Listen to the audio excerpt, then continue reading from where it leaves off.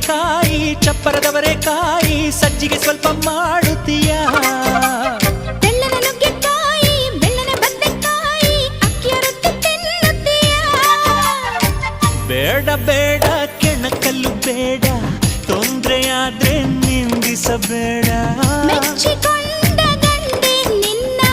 ತೊಂದ್ರೆ ನಂಗೆ ತುಂಬಾ ಚೆನ್ನ ನಿನ್ನ ಪ್ರೀತಿಯ ಮಾತೆ ಚೆನ್ನ ಮಲ್ನಾಡಡಿಕೆ